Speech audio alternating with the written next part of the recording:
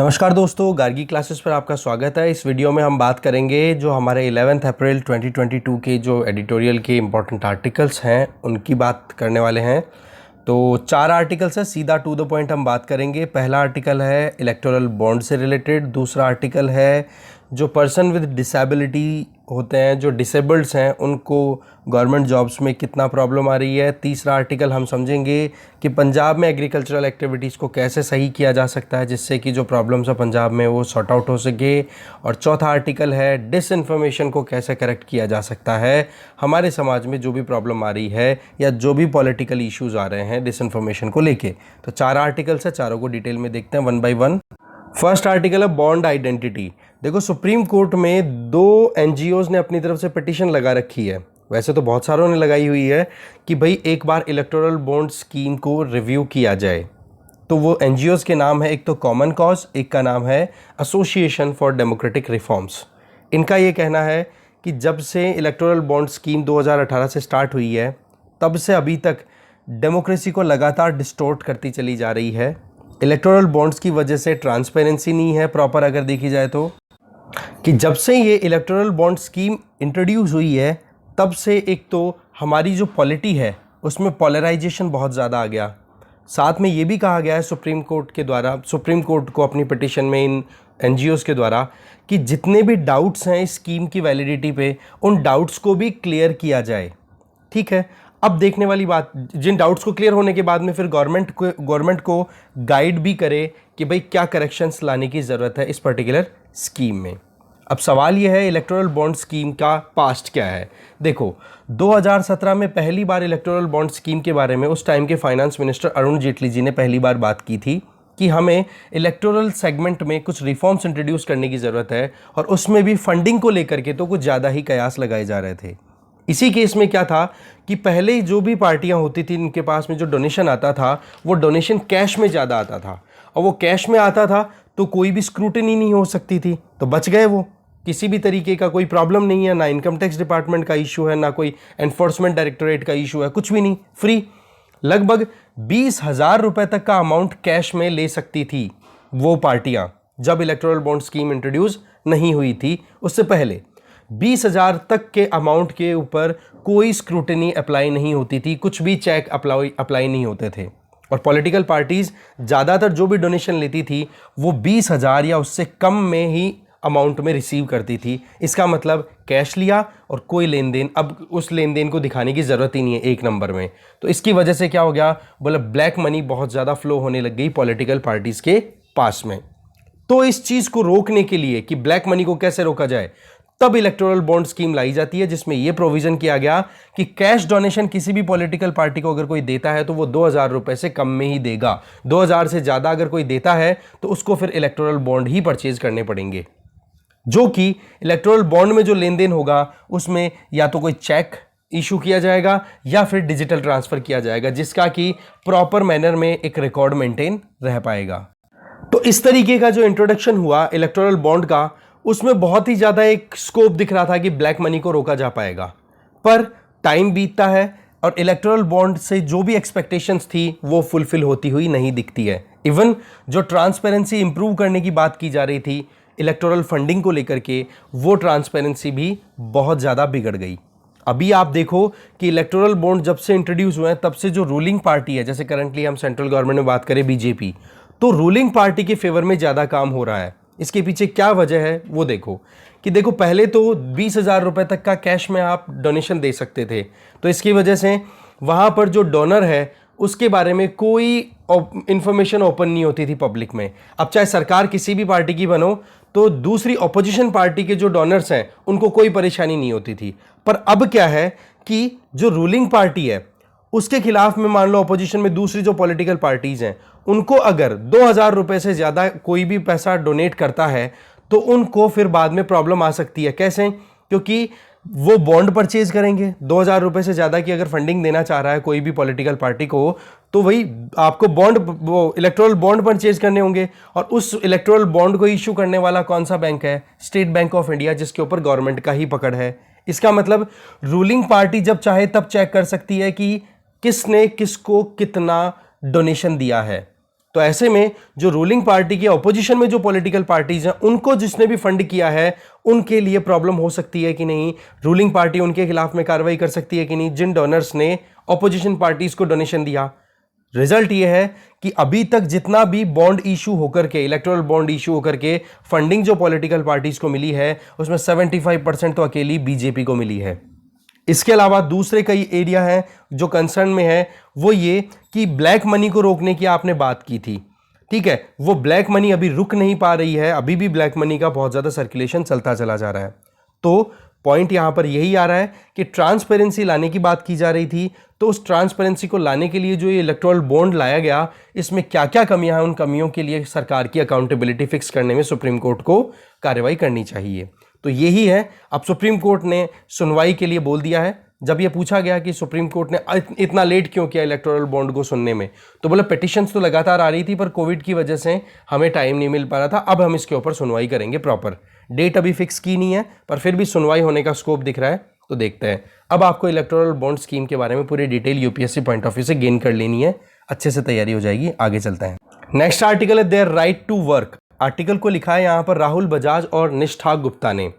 इसमें देखो शुरुआत इससे होती है कि पिछले साल की बात है जब एक केस जिसका नाम है Ravindra Kumar Dhariwal versus union of India, जिसमें सुप्रीम कोर्ट एक इशू से डील कर रही थी। वो डील क्या थी कि जो सीआरपीएफ के एक एम्प्लॉय, ठीक है, उनको मेंटली इल होने की वजह से उनके खिलाफ में डिसिप्लिनरी प्रोसीडिंग स्टार्ट कर दी। मतलब वो मेंटली डिस्टर्ब थे सीआरपीएफ के एम्प्लॉय और उनके खिलाफ में सीआरपीएफ के द्वारा कुछ एक्शंस लिए गए उनके खिलाफ में और केस पहुंच गया सुप्रीम कोर्ट में।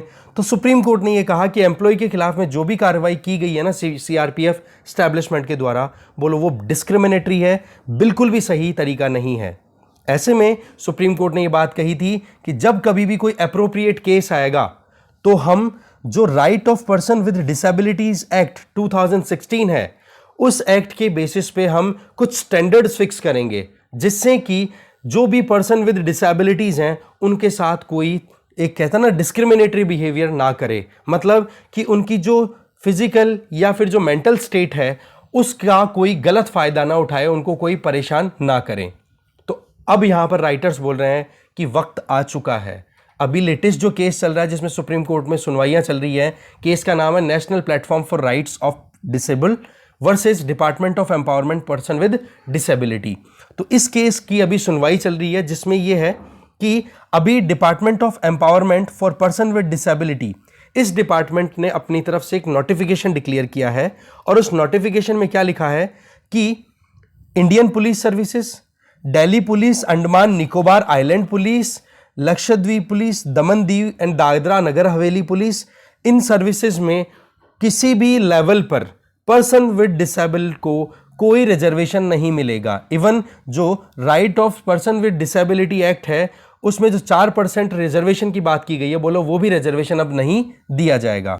तो इस तरीके से इस नोटिफिकेशन में ये नोटिफाई कर दिया कि रिजर्वेशन का जो प्रोविजन है 4% का पर्सन विद डिसेबिलिटी, उनके लिए इंडियन रेलवे पुलिस हो गई, ये जो पुलिस की सर्विसेज है, बोला इनमें कोई रिजर्वेशन का प्रोविजन नहीं होगा। तो एक तो नोटिफिकेशन ये है। दूसरा, इस same department of empowerment for person with disabilities के द्वारा एक और नोटिफिकेशन डिक्लेयर किया जाता है और उस नोटिफिकेशन में ये कहा जाता है कि जो पैरामिलिट्री फोर्सेज हैं, पैरामिलिट्री पुलिस है, उसमें एक तो होता है कॉम्बेटेंट का काम, एक होता है नॉन कॉम्बेटेंट। कॉम्बेटेंट का मतलब हथियार लेकर के अगर आपको काम करना पड़े तो एक तो वो फंक्शनिंग, और एक होगी ऑफिशियल वर्क जो आप करते हो, पेपर वर्क, वो सारा हो गया। तो उस नोटिफिकेशन में, दूसरे नोटिफिकेशन में क्या कहा है डिपार्टमेंट ने कि जो पर्सन विद डिसेबिलिटी हैं उन लोगों को नॉन कॉम्पिटेंट सर्विसेज में एलिजिबल कंसिडर किया जाएगा और उनको रिजर्वेशन का फायदा मिलेगा, जबकि कॉम्पिटेंट में उनको फायदा नहीं मिलेगा। खैर ये तो मानने वाली बात है कि कॉम्पिटेंट में तो अपने को फिट इंडिविजुअल्स चाहिए होते हैं, बट नॉन कॉम्पिटेंट में आप इनको अलाउ कर रहे हो जो कि पर्सन विद डिसेबल्स हैं। इसका मतलब क्या हो गया, ये दोनों नोटिफिकेशन कॉन्ट्राडिक्शन में है कि नहीं। एक तरफ तो आप बोलते हो कि Indian police, Dadra Nagar Haveli police या फिर रेलवे पुलिस, इसमें आप 4% रिजर्वेशन का प्रोविजन कहीं पे ही नहीं कर रहे हो पूरे सेगमेंट में ही, चाहे फिर वो कॉम्पिटेंट का काम हो या फिर नॉन कॉम्पिटेंट हो, जबकि दूसरी तरफ पैरामिलिट्री पुलिस में आप अलाउ कर रहे हो। तो यहां पर ये कॉन्ट्राडिक्शन जो आ रही है दोनों नोटिफिकेशंस में, ये क्लियर करने की जरूरत है। इसका मतलब डिपार्टमेंट ये मानता है कि जिन पोस्ट की हम बात करें नॉन कॉम्बैट पोस्ट की, वहां पर तो पर्सन विद डिसेबल्स को आप अपॉइंट कर सकते हो। तो एक तो पॉइंट यहां पर राइटर हाईलाइट ये करना चाह रहे हैं। इसके आगे देखें, दूसरा आर्ग्यूमेंट राइटर्स ये देना चाह रहे हैं कि जिस तरीके से अभी होम मिनिस्ट्री के द्वारा एक draft accessibility standard guideline release की गई, जिसमें यह था कि जितने भी पुलिस स्टेशंस हैं या जितने भी प्रिजन्स हैं या डिजास्टर मिटिगेशन सेंटर्स हैं, वहां पर ऐसे स्टैंडर्ड, ऐसे सिस्टम डेवलप किए जाएंगे जहां पर कि जो डिसेबल्ड पर्सन्स हैं उनके लिए आप अच्छा कंड्यूसिव एनवायरनमेंट बना सको। मतलब क्या हो गया कि सरकार इस चीज को समझ रही है कि हमें कैसे भी करके पर्सन विद डिसेबिलिटी जो हैं उनके फेवर में हमें काम करना, उनके हिसाब से हमें उनको जो मेन स्ट्रीम है हमारी सोसाइटी की उसको उसमें इंक्लूड करके चलना है। तो ऐसे में आप ये बताओ कि इस तरीके से आप दूसरे जो सेगमेंट्स हैं, जैसे अभी ये जो नोटिस है, ये कहीं ना कहीं इसमें कॉन्ट्राडिक्शन में आ रहा है कि नहीं? क्या पुलिस में या जो भी इंडियन पुलिस है, ऑल इंडिया पुलिस है या दादरा नगर हवेली की पुलिस है, रेलवे पुलिस, दिल्ली पुलिस, बोला इसमें आप पर्सन विद डिसेबल्स को आप कैसे इंक्लूड नहीं कर सकते? ठीक है। इसके आगे गवर्नमेंट ऑफ इंडिया का ही एक मेमोरेंडम इशू किया हुआ है जनवरी का, ministry of social justice and empowerment का, कि भाई जहां पर भी सिविलियन पोस्ट है, सिविलियन पोस्ट का मतलब हो गया कि मान लो आप हो तो पुलिस में, पर काम आपका कैसा है, लोगों के साथ डील करने का, जिसमें हथियारों की नौबत नहीं है, तो वहां पर भी पर्सन विद डिसेबल्स को अगर आप रिक्रूट कर सकते हो तो फिर यहां पर इस नोटिफिकेशन में क्या प्रॉब्लम है? दूसरा इशू ये बता रहे हैं। तीसरा जो पॉइंट है वो ये कि ये जो नोटिफिकेशन डिक्लेयर किया गया है, इसमें यह बताया गया है कि अगर किसी इंडिविजुअल को रिजर्वेशन देना है, किसी भी इंडिविजुअल को, कौन इंडिविजुअल? इस एक्ट के तहत, कौन सा act? Right of person with disability act, उसके अंडर में अगर आप किसी को अधिकार देना चाहते हो, और अधिकार देने से अगर मतलब रिजर्वेशन जो देना चाहते हो, उस रिजर्वेशन को अगर कम करना है तो आपको commissioner for person with disabilities के साथ में कंसल्ट करना पड़ेगा। मतलब ये कि रिजर्वेशन 4% का प्रोविजन किया हुआ है सरकारी नौकरी में, अब वो सरकारी नौकरी में 4% को अगर आप बंद करना चाहते हो तो प्रॉपर कंसल्टेशन होना चाहिए chief commissioner for person with disabilities के साथ में। इसका मतलब कि केस टू केस ये वेरी करेगा। देखने वाली बात ये होगी कि आप किस कंटेक्स्ट में बात कर रहे हो, हाँ रिजर्वेशन इसमें हम नहीं देना चाहते, या किस पर्टिकुलर प्रोविजन में रिजर्वेशन देना चाहते हो। तो पॉइंट यहां पर राइटर्स हाईलाइट ये करना चाह रहे हैं कि chief commissioner of for person with disability, जिसके साथ कंसल्टेशन की आप बात कर रहे हो, वो पोस्ट ही वेकेंट पड़ी है। किससे कंसल्ट करोगे? फिर अल्टीमेटली आप किससे बात करोगे? जाकर के सेक्रेटरी से, और सेक्रेटरीज के द्वारा ही तो ये नोटिफिकेशन रिलीज किया गया है। तो पॉइंट यहां पर ये आ रहा है कि जी आपके पास में 3 आर्ग्यूमेंट्स हैं, एक तो 2 नोटिफिकेशन में कॉन्ट्राडिक्शन, एक गवर्नमेंट के अलग अलग प्रोविजन जिनके बेसिस पे आप पर्सन विद डिसेबल्स को कंड्यूसिव एनवायरनमेंट देना चाहते हो, तीसरा जो छूट आप दे रहे हो, रिजर्वेशन से फ्री करना चाह रहे हो कुछ गवर्नमेंट जॉब्स को, तो वहां पर आप ये देखो कि जो कंसल्टेशन के लिए जो बॉडी का प्रोविजन किया हुआ है जिसका नाम है chief commissioner for person with disables, किस एक्ट के अंडर में? वही RPWD एक्ट। तो वहां पर वो पोस्ट पे कोई इंडिविजुअल बैठा नहीं है, तो कंसल्टेशन किससे करोगे? ये तो एग्जैक्टली वही बात हो गई जब ये बिल लाया गया था और सीताराम येचुरी जी ने अपनी तरफ से सवाल उठाया था, और उस टाइम पर जो मिनिस्टर ऑफ सोशल जस्टिस थे उन्होंने अपनी तरफ से ये बात कही थी कि चिंता करने की कोई बात नहीं है, ये जो एग्जम्पशन की हम बात कर रहे हैं, रिजर्वेशन से जो छूट की हम बात कर रहे हैं, उसको आगे रूल्स में हम क्लियरिफाई कर देंगे। पर जिस तरीके से रूल्स और ये नोटिफिकेशन रिलीज किए जा रहे हैं, ये तो एग्जैक्टली सीताराम येचुरी जी का जो डर था वही क्लियर हो गया कि जी आपने एक्ट में प्रोविजन प्रॉपर नहीं किए हैं, छूट के प्रोविजन दे दिए कि रिजर्वेशन को ना माना जाए तो भी चल जाएगा, बट हाँ आपके पास में आर्ग्यूमेंट होना चाहिए, और आर्ग्यूमेंट किस बेसिस पे? आप कंसल्टेशन करोगे chief commissioner for person with disables. तो ऐसे में यहां पर ये लूप होल है ना, ये परेशान कर गया। अब देखो बात ऐसी है, 25 मार्च से सुनवाई चल रही है, और अभी बात ऐसी है कि 25 मार्च की सुनवाई में भी सुप्रीम कोर्ट ने अपनी तरफ से पहले ही इंटरिम ऑर्डर दे रखे हैं कि किसी इंडिविजुअल ने अगर सिविल सर्विसेज एग्जाम्स में मेंस पास कर रखा है, तो वो जब उससे डिटेल्ड एप्लीकेशन फॉर्म फिल करवाया जाए डेफ, तो वो IPS, IRPFS और DANIPS, इन सर्विसेज में भी अपनी चॉइस फुलफिल कर सकते हैं और ये जस्ट और रीजनेबल है, कॉन्स्टिट्यूशनल बेसिस पे बिल्कुल परफेक्ट है। तो बोले सुप्रीम कोर्ट के जब ये वर्डिक्ट्स को हम देखते हैं, ये जब आर्ग्यूमेंट्स को हम देखते हैं, तो इस केस में जो भी कमियां हैं इस पर्टिकुलर एक्ट में, या फिर जो भी पर्सन विद डिसेबिलिटीज हैं, उनको हमारी सोसाइटी में इंक्लूड करने में जो भी प्रॉब्लम आ रही है उनको ठीक करना जरूरी है। ये हमारी सोसाइटी के इंटीग्रल पार्ट हैं, ठीक है। तो यही चीज बताई, जिससे क्या है कि वो एक अपने हिसाब से हमारी सोसाइटी में एक डिग्निफाइड लाइफ कंटिन्यू कर सके। तो ये पर्सन विद डिसेबिलिटी है, उनके अधिकारों से संबंधित ये आर्टिकल था। अच्छा आर्टिकल था, आगे चलते हैं। नेक्स्ट आर्टिकल है blueprint for prosperous Punjab. Article को यहां पर लिखा है अशोक गुलाटी जी, भारत शर्मा और पूर्वी थंगराज। देखो, आपकी सरकार बन चुकी है पंजाब में, करप्शन को बंद करने की शुरुआत हो चुकी है, ग्रीन रेवोल्यूशन में पंजाब का जो कंट्रीब्यूशन था उसको हम भूल नहीं सकते। अब सवाल है पंजाब के एग्रीकल्चर के लिए क्या करना चाहिए सरकार को। तो सबसे पहली चीज तो ये है कि पिछले 2 दशकों में, ठीक है, जब से ये सेंचुरी 21st सेंचुरी शुरू हुई है तब से लेकर अभी तक हम देखें तो पंजाब में एग्रीकल्चर कंडीशन इतनी अच्छी नहीं है। सबसे पहला तो प्रॉब्लम है वहाँ पर ग्राउंड वाटर टेबल है वो लगातार डिक्लाइन कर रहा है। कुछ तो ऐसे डिस्ट्रिक्ट्स हैं जैसे संगरूर और बरनाला, वहाँ पर 24.8 मीटर मतलब 25 मीटर तक की गहराई और बढ़ चुकी है, पानी की और डेप्थ में जा चुका है। पानी की स्ट्रेस लगातार बढ़ती चली जा रही है। Over exploited, critical, semi critical, इस कैटेगरी में पंजाब का बहुत बड़ा लगभग 78% एरिया इन कैटेगरीज में आ रहा है। इसका मतलब आप देख लो कि पानी कितना ज़्यादा यूज़ किया जा चुका है। अब सवाल क्या है, ये डिप्लीशन की ही प्रॉब्लम नहीं है, पानी की क्वालिटी का बिगड़ना भी एक प्रॉब्लम है, क्योंकि ज़्यादा गहराई से पानी निकालते हैं तो फ्लोराइड और नाइट्रेट के कंटेमिनेशन भी साथ में निकल के आ रहे हैं, जो कि फिर बाद में हमारे शरीर के लिए नुकसानदायक होते हैं। इसके पीछे एक कारण क्या है, ग्रीन रेवोल्यूशन आया था उसमें जो केमिकल फर्टिलाइजर्स यूज़ किए गए थे, उन फर्टिलाइजर्स को घुल के मिट्टी में मिलाने के लिए ज़्यादा पानी की ज़रूरत पड़ती है। तो उस केस में एक तो फर्टिलाइजर्स का यूज़ करने से ओवर इरिगेशन, दूसरा फर्टिलाइजर का सोचे समझे बिना ओवर यूज़ करने की वजह से भी सॉइल की क्वालिटी बिगड़ रही है।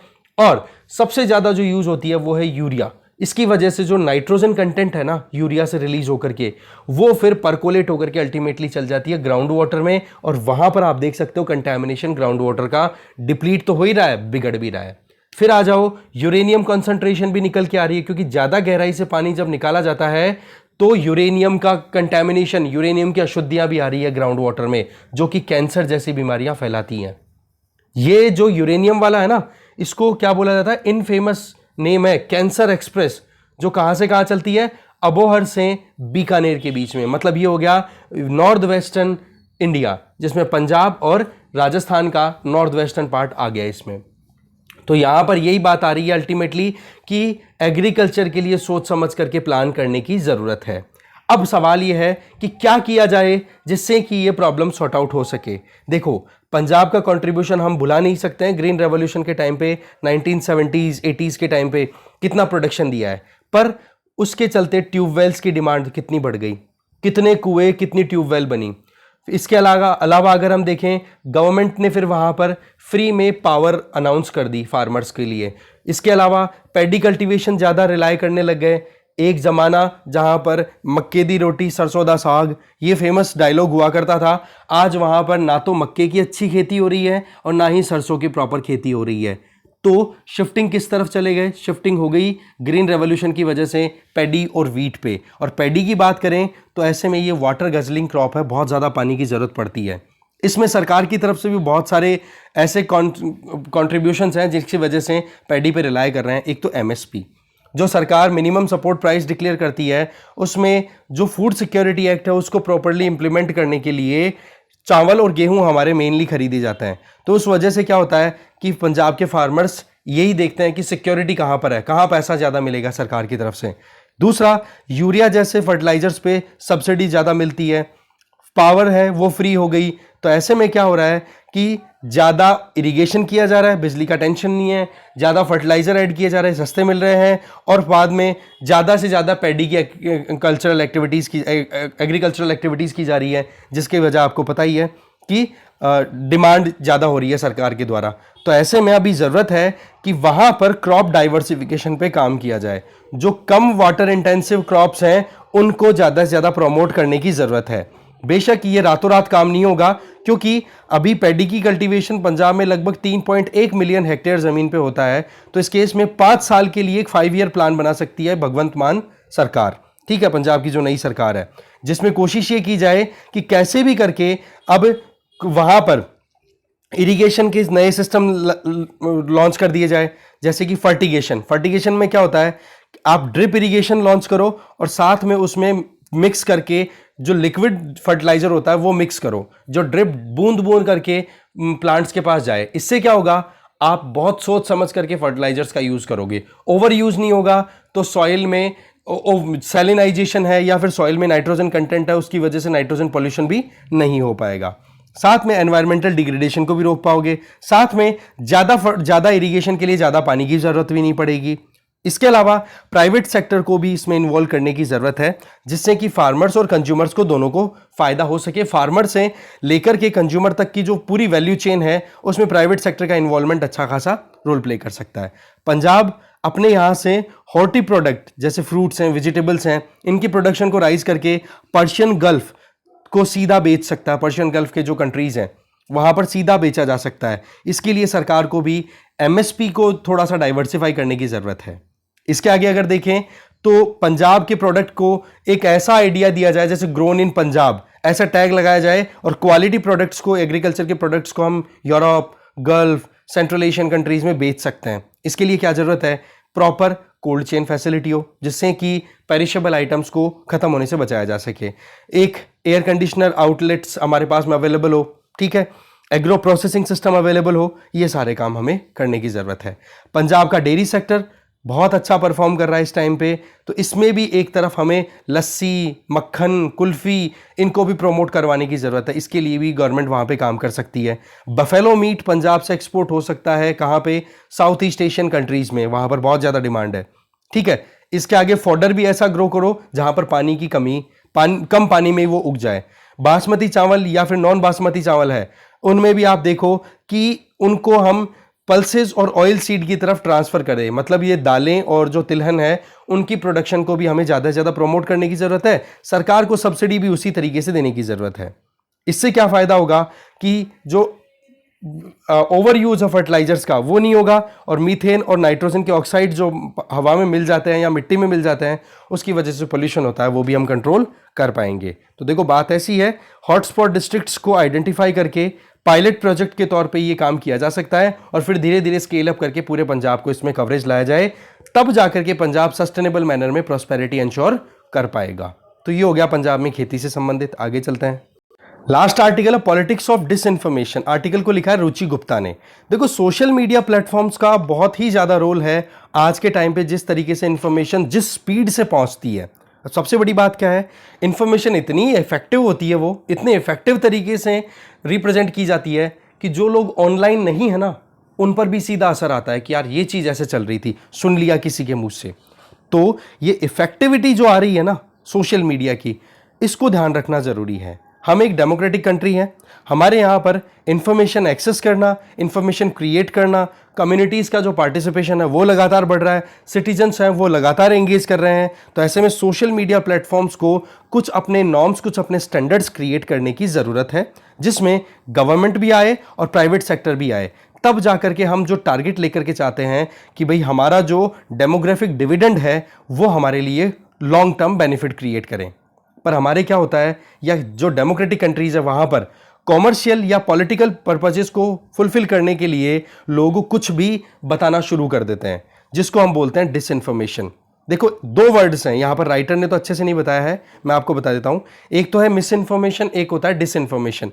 मिस इन्फॉर्मेशन का मतलब तो हो गया कि अनइंटेंशनली आपको कोई चीज पता पड़ी पर उसके बारे में आपको ज्यादा गहराई से पता नहीं है, पर वो चीज गलत है, ठीक है, उसकी फैक्चुअल एविडेंसेस अवेलेबल नहीं है, पर इंटेंशन आपकी गलत नहीं है उस टाइम पे, तो वो तो हो गई मिस इन्फॉर्मेशन। एक हो गई इंटेंशन आपकी गलत है, आप चाहते हो कि कैसे भी करके कम्युनल हेट्रेड फैले इंडिया में, कैसे भी करके इंडिया में जो गैप है सोसाइटी में वो बढ़े, अपर क्लास लोअर क्लास के बीच में, या फिर जो भी इश्यूज हैं सोशल हार्मनी को आप खत्म करना चाहते हो जानबूझ करके, और गलत चीजें फैला रहे हो मार्केट में, तो वो हो जाती है डिसइंफॉर्मेशन। तो यहां पर हमारे लिए जो चिंता की बात है वो डिसइंफॉर्मेशन है और मिस इन्फॉर्मेशन है, दोनों। तो देखो इसके लिए क्या किया जा सकता है कि ये जो बड़ी टेक्नोलॉजिकल कंपनीज हैं, जो प्लेटफॉर्म यूज किए जा रहे हैं सोशल मीडिया प्लेटफॉर्म, जिनमें अलग अलग तरीके की इंफॉर्मेशन को मैक्सिमम तौर पे स्प्रेड किया जा रहा है, उस कंटेंट को प्रॉपर स्क्रूटिनी के थ्रू निकाला जाए। ठीक है, क्योंकि होता क्या है कि इसमें केवल शॉर्ट टर्म में तो पॉलिटिकल गेन या इकोनॉमिकल गेन हो जाता है, ठीक है, पर लॉन्ग टर्म में उसकी वजह से हमें बहुत नुकसान का सामना करना पड़ता है। तो ऐसे में एक कॉम्प्रिहेंसिव ट्रांसपेरेंट लॉ की जरूरत है, जो कि सोशल मीडिया प्लेटफॉर्म्स पर एक ऑब्लिगेशन पुट करे कि भाई आपको यहां पर सही तरीके से अपने प्लेटफॉर्म पर गलत कोई भी इंफॉर्मेशन आपको फील हो तो उसको आप हटा दो। एक स्टैंडर्ड फ्रेमवर्क तैयार करने की जरूरत है। तो राइटर हैं, कुछ सजेशन दे रही हैं। नंबर 1 सजेशन क्या दिया जा रहा है? Constrain distribution to organic reach, जिसको बोलते हैं क्रोनोलॉजिकल फीड। इसमें यह देखा जाएगा कि किसने पोस्ट तैयार की, किसने पोस्ट तैयार की, शुरुआत कहां से हुई, वो पूरी ट्रेसिंग होनी चाहिए। दूसरा ये कि जो भी अपना ओपिनियन कोई शेयर करता है सोशल मीडिया प्लेटफॉर्म्स पर, जिनको हम एडिटोरियल बोलते हैं, उनको रिस्पॉन्सिबली एक्सेप्ट करना चाहिए। रिस्पॉन्सिबली का मतलब क्या हो गया कि अगर कोई भी सोशल मीडिया प्लेटफॉर्म पर कोई भी अपना ओपिनियन, कोई भी फैक्ट अगर शेयर करता है, तो वहां पर उस इंडिविजुअल की अकाउंटेबिलिटी फिक्स करने की जिम्मेदारी सोशल मीडिया प्लेटफॉर्म की हो। साथ में जो चीज सही है उसको आप ज्यादा से ज्यादा एम्पलीफाई करो, और जो चीज मतलब जो चीज आपके क्रेडिबल सोर्सेज हैं, मान लो कि कोई बढ़िया टॉप मीडिया हाउस है या फिर ऐसा इंडिविजुअल जिसने अभी तक का ट्रैक रिकॉर्ड ऐसा रहा है, जिसका यूट्यूब पे अकाउंट है, फेसबुक पे अकाउंट है, उस इंडिविजुअल ने कभी कुछ ऐसी गड़बड़ बात पहुंचाई नहीं जो कि गलत है या फिर जिसकी कोई एग्जिस्टेंस ही नहीं है, तो आप उसकी क्रेडिबिलिटी को देखते हुए, सोर्स की क्रेडिबिलिटी को देखते हुए इंफॉर्मेशन को रोको या प्रोमोट करो। तीसरा यह बताया जा रहा है कि हमारे देश में आज यूथ पॉपुलेशन वर्ल्ड की सबसे ज्यादा है, तो हम हमारे यूथ को किस तरफ ले जाना चाहते हैं? तो उस केस में सोशल मीडिया प्लेटफॉर्म्स को और गवर्नमेंट को साथ में आकर काम करना होगा। बोले ये 3 चीजों को ध्यान में रख करके आप ऐसे स्टैंडर्ड्स फिक्स करो जिसमें कि सोशल मीडिया पे अगर कोई भी जानबूझ करके कोई कंटेंट शेयर करे तो उसको रोका जा सके। दूसरी चीज, ये ऐसे इश्यूज हैं जिन पे पब्लिक डेलिब्रेशन होनी चाहिए, लोगों में अवेयरनेस आनी चाहिए, लोगों के जो ओपिनियन है उनको इंक्लूड करना चाहिए। इसके आगे राइटर ये बताना चाह रही हैं कि सोशल मीडिया प्लेटफॉर्म्स जो होते हैं वहां पर आप देखो कि एक एब्स्ट्रैक्शन ऑनलाइन सिस्टम जो चल रहा है, जिसमें क्या होता है कि रियलिटी तो कुछ और है, सोशल मीडिया प्लेटफॉर्म पे शो कुछ और ही किया जा रहा है। इससे क्या हो जाता है, जो इंडिविजुअल स्मार्टफोन पे या अपने फोन में गुमे हुए हैं, बिल्कुल खोए हुए हैं, वो रियलिटी से बिल्कुल डिस्कनेक्ट हो जाते हैं। इसका मतलब सोशल डिसएंगेजमेंट का भी काम करती है सोशल मीडिया। इस पर हमें ध्यान रखना होगा। दूसरा, सोशल मीडिया प्लेटफॉर्म्स जो हैं वो लगातार डिग्रेडेशन की तरफ लेकर के जा रही है हमारी जो पॉलिटिकल डिस्कोर्स है उसको। कैसे? जल्दी जल्दी इतनी सारी पोस्ट हमारे यहां पर शेयर हो जाती है। आप एक बार फ्रेंड लिस्ट चेक करो अपनी, और उसमें देखोगे तो आप देखोगे कि कितने ओपिनियंस 1 सेकंड में आ जाते हैं। जैसे रिफ्रेश करोगे, हर 2 सेकंड में आपको आपकी जो पोस्ट आपकी स्क्रीन पर थी वो पता नहीं कितनी नीचे चल जाएगी, इतनी पोस्ट शेयर होती है। इसका मतलब क्या हो गया कि जो एक प्रॉपर होती है ना बात, जो डिस्कशन, डेलिब्रेशन पॉलिटिकल डिस्कोर्स में कि हाँ सरकार ने क्या किया क्या नहीं किया, उन चीज़ों की बजाय केवल हॉट टॉपिक्स की बात होती है। अरे यार वहाँ पर उसने ये स्पीच दे दिया, अरे यार वहाँ पर ऐसे दंगे हो गए, इतने में बीच में आ गया श्री राम जी को आप इस तरीके से सेलिब्रेट करो, या फिर और कोई और भगवान की बात कर लो। मैं पॉइंट यहाँ पे जो देना चाह रहा हूँ उसको आप अदरवाइज ना लें।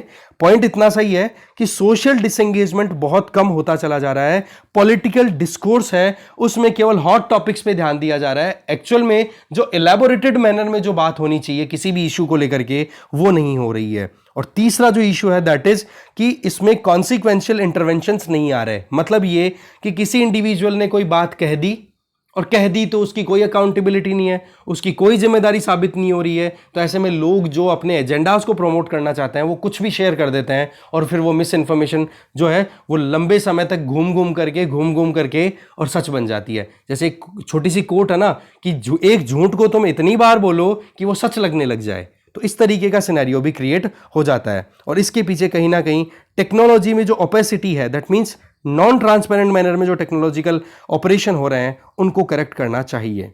तो भाई प्रॉपर डिस्कशन नेगोशिएशन होने जरूरी है, जिसमें सोशल मीडिया प्लेटफॉर्म खुद भी हो, गवर्नमेंट भी हो, सिविल सोसाइटी भी हो, तब जाकर के एक प्रॉपर स्टैंडर्ड क्रिएट किए जाएं। और वो जो स्ट्रक्चरल प्लेटफॉर्म हम बनाने की बात करें, स्टैंडर्ड्स बनाने की बात करें, उन स्टैंडर्ड्स को फिर बाद में इस तरीके से बनाया जाए कि ना तो उसमें आइडियोलॉजिकल कोई टिल्ट हो।